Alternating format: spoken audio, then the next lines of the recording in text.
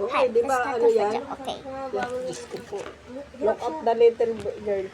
Magbablog nga daw siya eh. Let's eat, Lula. Come on, let's eat.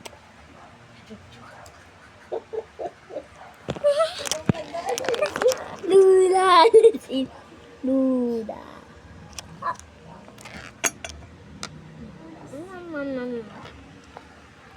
So good.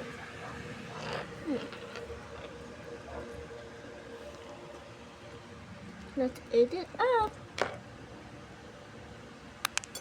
Mag-edit ka na naman. So good. Di ba ka para pag nawawala? Wala ka. God.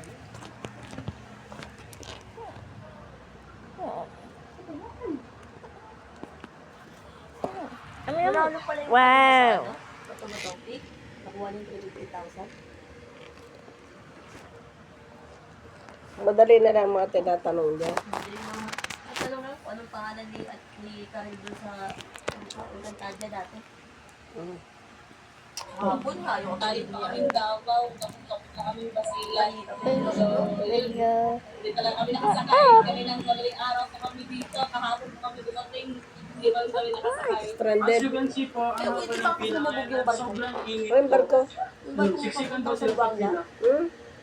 Isa sa mga pinaka-apektadong lugar ang Lamitan City sa Basilan, kung saan tanging barko ng Alason ang bumabiyahe. Ayon sa port manager ng Lamitan, malaking problema kung pumunta pa sa Isabela City ang mga pasahero dahil pahirapan na rin ang pagsakay doon. Tataas po yung presyo ng mga commodities. Alas 12 na madaling araw. Biglang umaling tubig, tumasok. po yung tawag nila.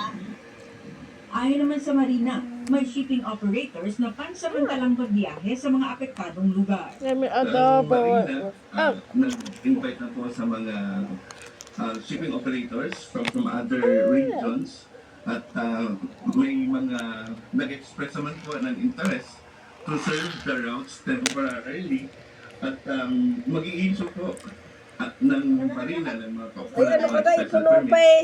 Ubus mo na. Marami din umano ang sumasakay na lang sa mga maliliit na bangka na hindi rin naman ligtas. Ayon sa Coast Guard, aalamin nila itong impormasyon bagamat hindi bawal ang sumakay ng bangka, kailangang masiguro na may sapat na life-saving gears ang bangka.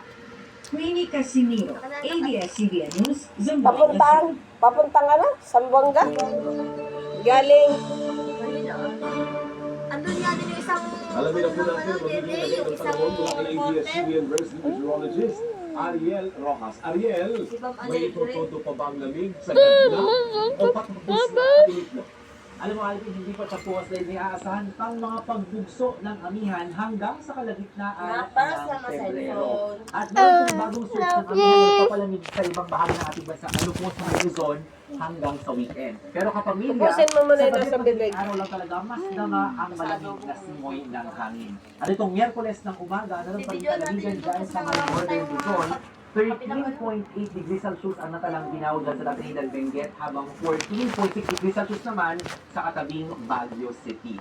Hindi gaano maulan sa araw ng Miyerkules pero mula po sa araw ng Huwebes ay magkaroon ng mga pagulan muli sa ilang bahagi ng Visayas at Mindanao dahil sa sheer ng amihan at ng Easterlies. Ngayon pa man, wala pa rin inaasang sama ng panahon sa ating bansa na sa katapusan na po ng Enero at ng linggong ito. Sa rainfall forecast ng The Weather Company para bukas January 29, Huwebes sa Mindanao, uulan sa umaga at tanghali dahil sa ilang bahagi ng Northern Caraga at maging sa may Sulu Archipelago. Meron ding mga kalagdat na mga pagulang aasahan sa maraming lugar mula po yan hapon, lalo pagsapit ng gabi dyan sa Maayos at maging sa may Davao Oriental. Maaliwalas naman at ngayon ang panahon, maghapon sa halos buong Kabisayaan, pero posible rin po yung mga daraang makikina ng mga pag-ulan sa ilang lugar. Dako naman tayo sa Palawan, may kaunting ulan, bandang hapon ulan sa katimugang bahagi, pero good weather maghapon at walang aasahang ulan hanggang pagsapit ng gabi sa ibang bahagi ng probinsya.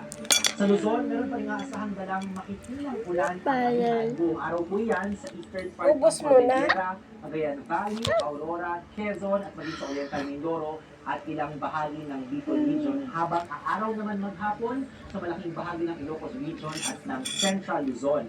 Para sa Metro Manila, mainit din maghapon at kahit meron po okasyon na magiging makulimlim ang kalangitan, mababa ang tsansa ng ulan hanggang pagsapit ng gabi. At yan ang update sa lagay ng panahon.